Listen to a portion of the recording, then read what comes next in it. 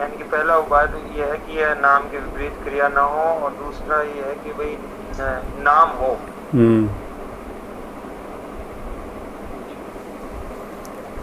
भाई अधर्म नहीं नाम हो। रहेगा जीवन में तो धर्म तो आ ही जाएगा ना। धर्म को बुलाना थोड़ी पड़ेगा कहीं से। भाई हाँ। अधर्म नहीं रहेगा तो धर्म आ जाएगा। तो इसी तरह से जब हमारे जीवन से कोई इस तरह की क्रिया धर्म विरुद्धी जो ऐसे कोई कार्य नहीं होंगे तो धर्म स्वभावतः ही आ जाएगा। और धर्म आने के बाद में मति जो है हमारी वो धर्म में ही प्रवृत्त होगी, और प्रवृत्त होगी तो धर्म जो सन्मुख कार्य जो है वो करेगी। जो भी युग धर्म के अनुसार जो है वो आपको प्रवृत्त करेगी।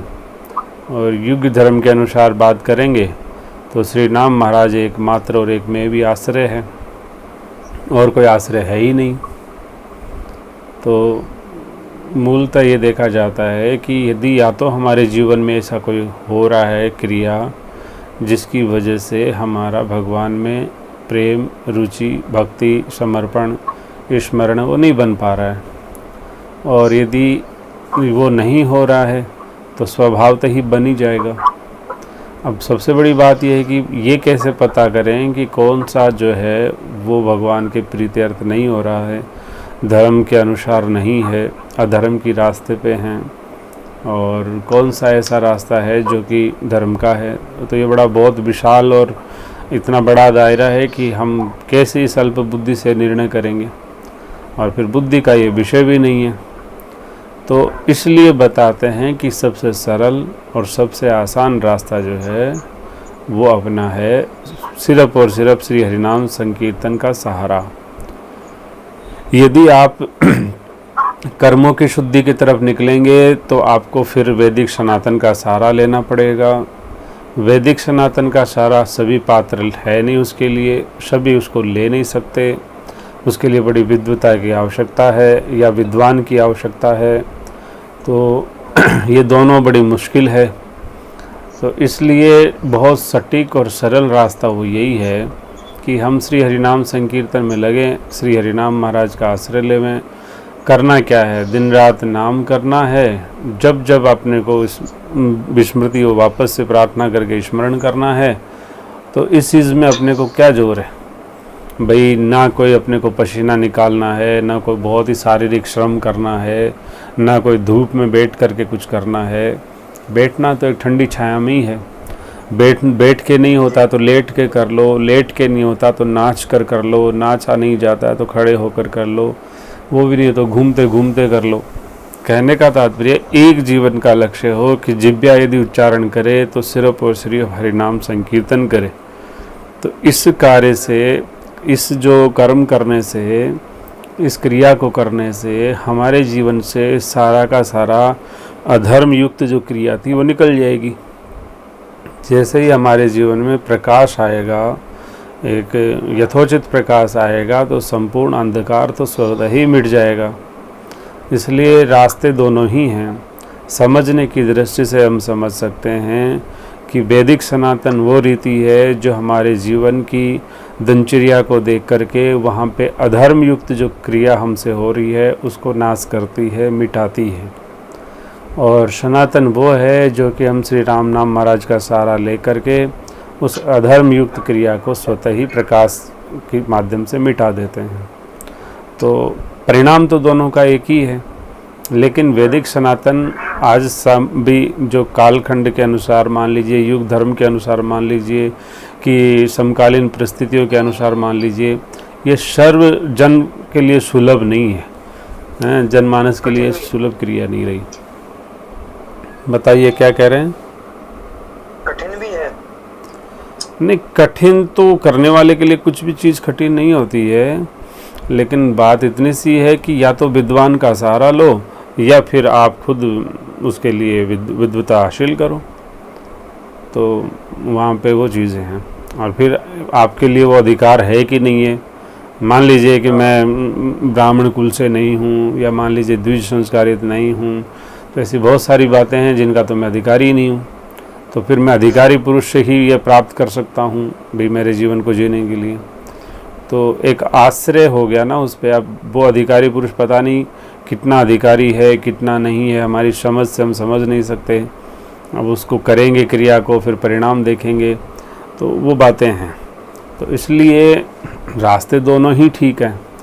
कर्म को शुद्ध करना है तो वैदिक सनातन का सहारा ले लो, और यदि हमारे ध्येय को और हमारे जीवन को यदि विशुद्ध बनाना है तो फिर आप श्री हरिनाम संकीर्तन का सहारा ले लो।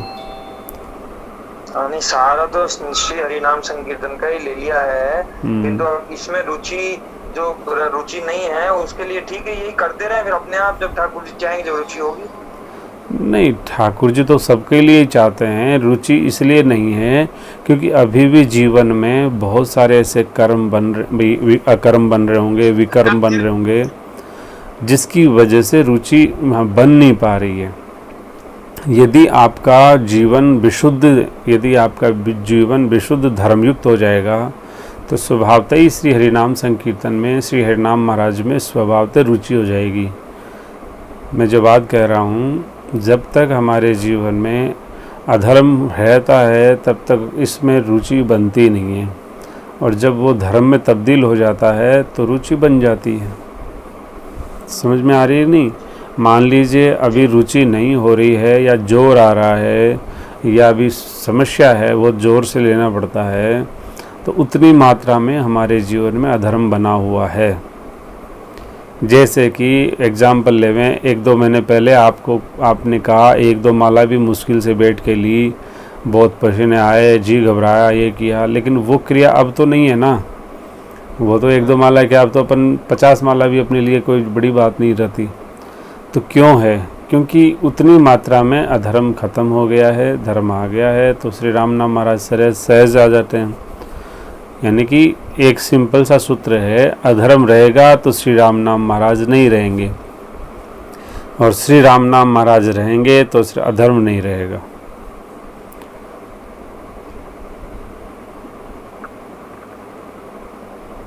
समझ में आई कि नहीं आई? उस अधर्म का मूल स्वरूप यही है कि भाई हम कुछ चाहते हैं, क्योंकि वो जैसे आपने बताया था, जहाँ राम था काम नहीं, जहाँ काम नहीं राम।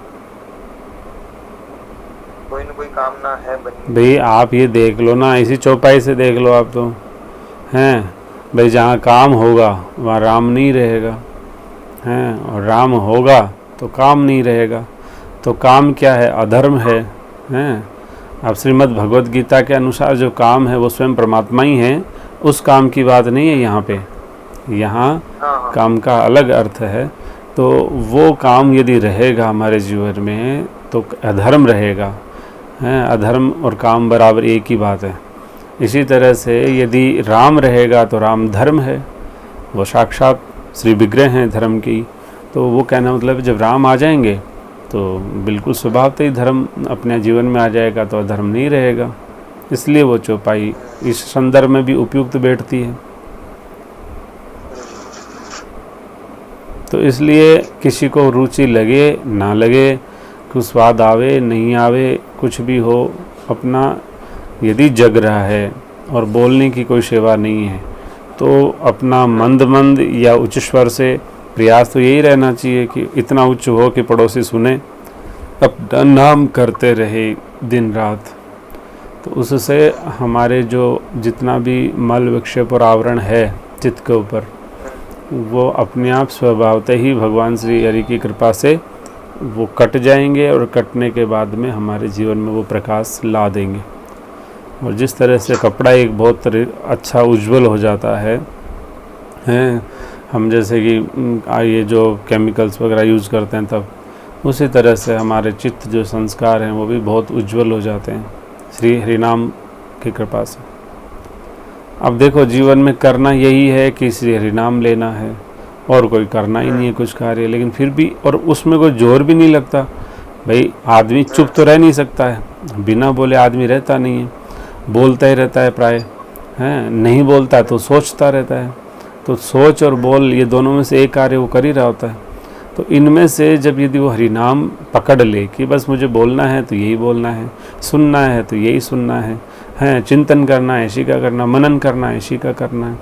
तो ज़्यादा जोर नहीं आएगा, थोड़े से समय की बात है, थोड़े कालखंड के बाद में इतनी भगवान की कृपा होगी कि आदमी सोच ही नहीं पाएगा कि यार इतना भी होता है क्या। फिर उसको लगेगा कि मेरे लिए तो यही एक स्वर्ग है, यही मेरे लिए तो आनंद है, यही मेरे लिए तो बैकुंठ है, यही मेरे लिए तो निकुंज है, यही मेरे लिए तो सांकेत है। उसको कहीं भी विपरीतता दिखेगी नहीं, दर्शन ही नहीं होंगे विपरीतता के। तो इसलिए हम लोगों को, सबको श्री हरिनाम के अंदर रुचि बढ़ाना चाहिए, और अपने लोगों को जिनको हम अपना मानते हैं, समझते हैं, संसार के नाते, संबंध के नाते बहुत अपने अभीष्ट समझते हैं, घनिष्ठ समझते हैं, उन सबको ही श्री हरिनाम में रुचि की प्रेरणा देनी चाहिए।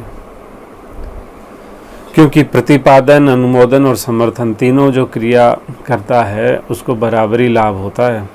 इसलिए यदि हम किसी को प्रेरित करेंगे, कदाचित वो प्रेरणा पाके और लग गया इस लाइन पे, तो आपको बराबर ही बेनिफिट होने वाला है। जितना उसको लेकर होगा वो आपको बिना लिए भी होने वाला है।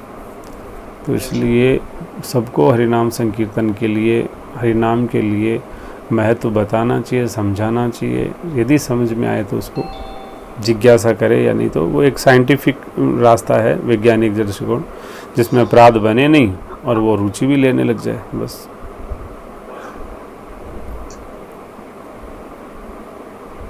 इसमें जैसे आपने बताया कि भाई वो जैसे जब भी जिह्वा खाली हो तो उस समय वो जिह्वा से स्मरण करे और मन से चिंतन। जिह्वा से तो स्मरण फिर भी बन जाता है, लेकिन जिह्वा से स्मरण होते हुए भी जैसे अभी बैठते हैं तो जैसे ही माला करने लगे तो थोड़ी सी देर बाद में जो पता चलता है कि वो पता चलता क्या है, पता ही नहीं चलता कि वो कब कहाँ भग गया।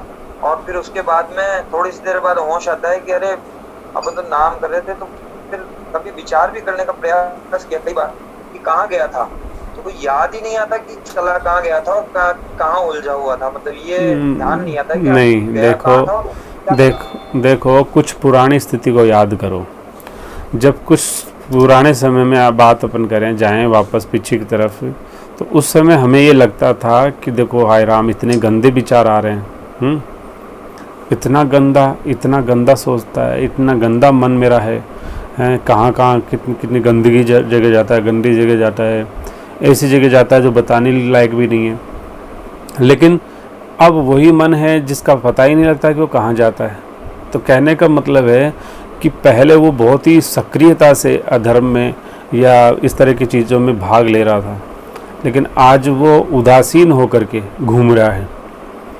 पहले वो बहुत सक्रियता से विषयों में रुचि ले रहा था, लेकिन आज बहुत उदासीन हो चुका है। ना उसकी विषय की रुचि है, ना कहीं भाई रस तो उसका आएगा ही नहीं ना, भाई विषय में उसकी रुचि है नहीं, लेकिन आज वो उदासीन घूम रहा है। तो कहना मतलब ये श्री राम नाम महाराज का ही प्रताप है कि जो विषयों में इतना रुचि ले रहा था, जब वे अपन बैठते थे विषयों में चला जाता था, आज वो विषयों से निकल करके बिल्कुल उदासीन हो गया। आपको ये पता ही नहीं मैं कहाँ था। तो जो ये अवस्था है, ये सामान्य अवस्था नहीं है, ये बड़ी अच्छी अवस्था है। ये एक साइन है, एक सिम्टम्स हैं कि हमारी जो दिशा है वो बहुत ही अच्छी और उत्तम जा रही है, उत्तम तरफ इशारा कर रही है। तो इसलिए श्री राम नाम महाराज तो प्रत्यक्ष आपको लाभ करते हैं, प्रत्यक्ष उसका वो परिणाम देते हैं। इसलिए यहाँ पे कुछ नहीं सोच, मैं इसको समस्या के रूप में समझ रहा था। मैं सोच रहा था कि आखिर ये पता क्यों नहीं चलता है कि कर क्या रहा है, जाता कहाँ है। 2-4-5 मिनट बाद ध्यान आता है, लेकिन फिर पता ही नहीं चलता। फिर सोचता हूँ कहाँ गया था, ये तो याद ही नहीं रहता, मुझे पता नहीं कहाँ चला गया, याद ही नहीं आ रहा क्यों है। जैसे मान लीजिए कि कहीं संसार में किसी को किसी से बहुत ही बड़ी आसक्ति हो, या मान लीजिए बहुत ही बड़ा सदमा लग गया हो, तो आदमी पहले तो बहुत करुण क्रंदन करता है, बहुत सारी चीज़ें ऐसे करता है, लेकिन उसके बाद में एकदम सुन्न सा हो जाता है, बिल्कुल सुन्न सा होता है। तो उस सुन्न अवस्था में ना उसके स्मरण रहता उस चीज़ का, ना कुछ और होता है। तो एकदम वो सुन्न हो जाता है, एकदम उदासीन हो जाता है। तो ये उदासीन अवस्था है। फिर उदासीन अवस्था से बाद में फिर प्रकाश की राह पे चल देता है। तो ये तो एक स्वाभाविक स्थिति है। श्री राम नाम महाराज जब हम लेते हैं तो हमारे दिन प्रतिदिन जो साधना की जो है उत्तरोत्तर बहुत ही अच्छी स्थितियाँ आने लगती हैं।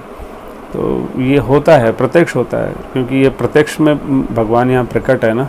श्री राम नाम महाराज लेंगे तो वो साक्षात प्रकट है। मैंने कई बार कहा कि वो आपका आलिंगन करता है जब भी श्री भगवान से मिलना हो, जिनसे मिलना हो। मान ली श्री राम से मिलना, श्री कृष्ण से मिलना है, हनुमान, श्री हनुमान जी से मिलना है, जिससे मिलना हो उनका श्री हरि नाम लो आप, तो श्री हरि नाम लेते ही वो आपके सामने प्रत्यक्ष प्रकट हो जाते हैं, आपका आलिंगन करते हैं। तो उस समय जितनी समय तक आप श्री हरि नाम ले रहे होते हैं उतने समय तक आप भगवान श्री हरि का आप आलिंगन कर रहे होते हैं, उनके अंक में ही बैठे होते हैं, उनके अंक में ही समाये होते हैं।